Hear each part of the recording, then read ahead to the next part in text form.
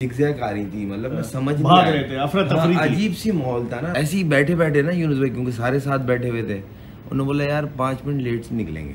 अच्छा, रैंडम बैठे बैठे ना उन्होंने बिल्कुल आपको भी उनके मूड का पता है, वो एकदम से मूडी, उन्होंने बोला हम 8:35 पे निकलेंगे। तो हम बोले चलो 5 मिनट यहीं बैठे रहते।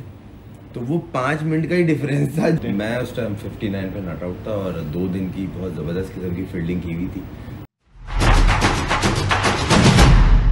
बिस्मिल्लाहिर्रहमानिर्रहीम, अस्सलाम वालेकुम। अपने YouTube चैनल MIB स्पोर्ट्स पर मैं हूं मिर्ज़ा इकबाल बेग और मेरे साथ मौजूद हैं पाकिस्तान के टेस्ट ओपनर खुर्रम मंजूर। और 3 मार्च 2009 को जब गद्दाफी स्टेडियम लाहौर के बाहर श्रीलंकन क्रिकेट टीम पर अटैक हुआ था तो खुर्रम मंजूर उस पाकिस्तानी टीम में शामिल थे। ये टेस्ट मैच खेल रहे थे, नॉट आउट थे निस सेंचुरी बनाने के बाद, और फिर वो टेस्ट मैच ख़त्म कर दिया गया और बहुत सारे वाक़यात हुए। फिर उसके बाद से 2009 से 2015 तक कोई भी टीम पाकिस्तान के दौरे पर नहीं आई।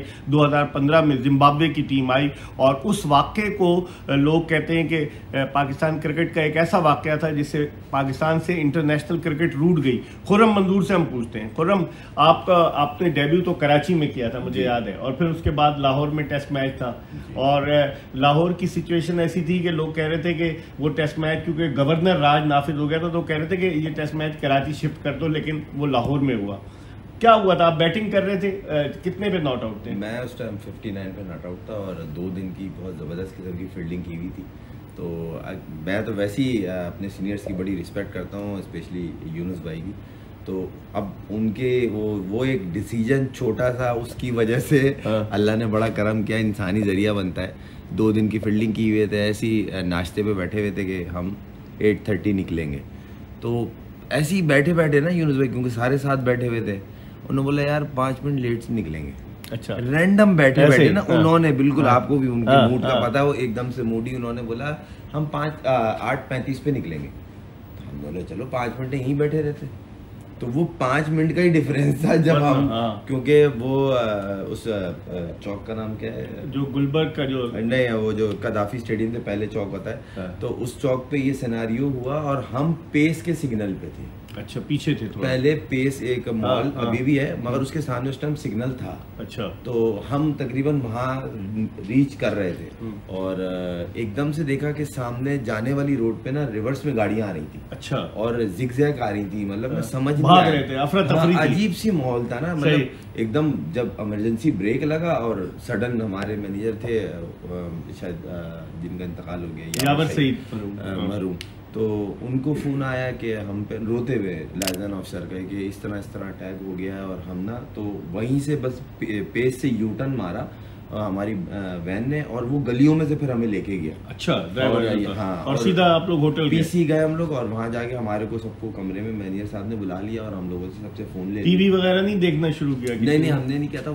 जाहिर से फोन घबराहट में फोन शुरू हुआ था क्योंकि इतना बड़ा सिनेरियो हुआ, टीवी घर वाले भी परेशान सब। तो सबसे फोन ले लिया और सबको बोला पहले अपने घरों पे फोन कर लें आप लोग और फिर काइंडली फोन हमें दे दें। अच्छा, और हम खैरियत से हैं और परेशान होने की जरूरत नहीं आ रही, जो भी हमारी वापसी की अपडेट होगी हम दे देंगे। ठीक, तो फिर हमारी देर रात की फ्लाइट हुई इमरजेंसी में सब। नहीं, तो फिर श्रीलंकन टीम तो हेलीकॉप्टर से गई, वो वहीं से डायरेक्ट उनका रीच वही करीब पड़ रहा था। अच्छा, तो वो गद्दाफी जब बस चली गई, वो चली गई तो वहां से ही वो फिर हेलीकॉप्टर के थ्रू एयरपोर्ट से फिर डायरेक्ट उनकी जो पहली फ्लाइट। तो आप लोग कितनी देर तक होटल में रहे उस वक्त? नहीं, फिर यही था जिसकी जो फ्लाइट हो रही थी सुबह। नहीं, तो उस वक्त तो देर से अर्जेंट तो नहीं, मगर ये कह लें कि 7-8 घंटे के बाद सब अपने अपने घरों को जाने की जब पता चल गया कि हर चीज अब खत्म कर दी गई है और इस तरह क्योंकि हमारी फ्लाइट हुई थी रात की फ्लाइट। अच्छा, तो हम लोग तो पीसी से थोड़ा लेट निकले थे क्योंकि हमारी कराची की फ्लाइट थी। तो जो कराची वाले लड़के थे वो एक साथ सिक्योरिटी के साथ, जो लाहौर के लड़के थे वो अपने घरों को चले गए थे क्योंकि मेरे ख्याल से चले गए, मगर थोड़ी देर रोक के भेजा क्योंकि हमें हमारे से फोन लेके फिर हमें बोल दिया था आप लोग अपने रूम्स में रहें और जाने की जरूरत नहीं आ रही विदाउट परमिशन। अच्छा, फिर हम अपने रूम्स में इंतजार कर रहे थे कि फर्दर जो भी मूवमेंट होगी मैनेजर साहब। किसी मीडिया वाले ने अप्रोच नहीं किया? बात फोन ले लिए थे ना हम लोगों से, लेकिन जब एयरपोर्ट वगैरह आप जाने के लिए पहुंचे तो किसी मीडिया वाले ने नहीं अप्रोच नहीं, हमें बोल दिया गया था कि फजूल की कोई बात करने की जरूरत नहीं आ रही क्योंकि देखें जो चीज दिख रही थी, क्योंकि ऑलरेडी इतनी क्लिप्स बनी हुई थी वीडियो मोबाइलों पे ये वो और सीसीटीवी कैमरे से बताने की जरूरत। हाँ, ऑलरेडी वो चल रही थी टीवी पे।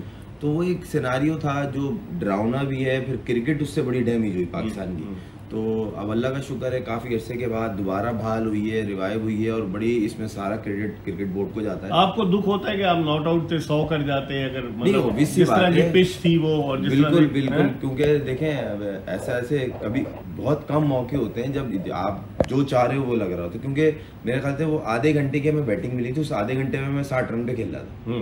तो वो ये कह लें कि थोड़ी सी गुस्सा भी था कि नेक्स्ट टूर की टीम अनाउंस हो गई थी और मेरा नाम नहीं था, और मैं एक्सपेक्ट कर रहा था कि मेरा नाम आएगा क्योंकि मेरी वनडे में परफॉर्मेंस बहुत अच्छी थी। इंग्लैंड के लिए अनाउंस हुई थी टीम, ये मेरे को याद नहीं है, नहीं श्रीलंका टूर 2009। तो हाँ मेरे ख्याल से तो वो उस टूर के लिए मेरे को वनडे से ड्रॉप किया गया था, तो वो भी कहीं ना कहीं जहन में थी मेरे, वो फ्रस्ट्रेशन थोड़ी सी। तो बस एकदम से बोलते नहीं है कि इंसान को हर्ट होता है, तो फिर उसमें मैं ना एग्रेसिव कुदरती खेले, आप को एग्रेसिव खेला, और वो अंदर मेरे को इवन यूनुस भाई का मैसेज भी आया था कि इसको बोलो आराम से खेले, और अगर इस तरह खेलते हुए आउट हो गया ना तो ये इधर आने की जरूरत नहीं है, ये वहीं से घर चले जाए।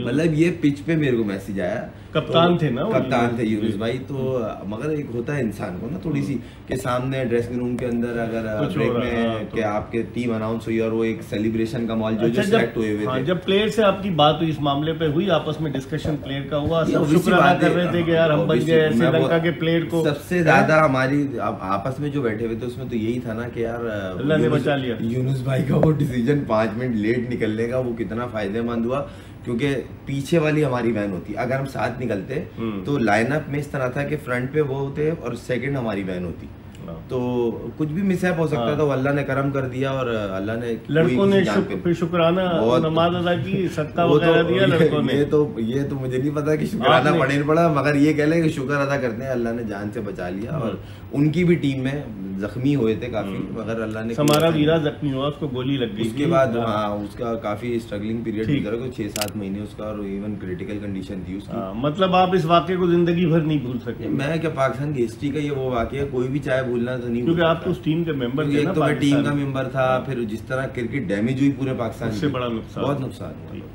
खुर्रम मंजूर हमें बता रहे थे कि क्या हुआ, और यकीनन इनकी गुफ्तगू आपको माजी के झरोकों में ले गई होगी। देखते रहिए MIB स्पोर्ट्स।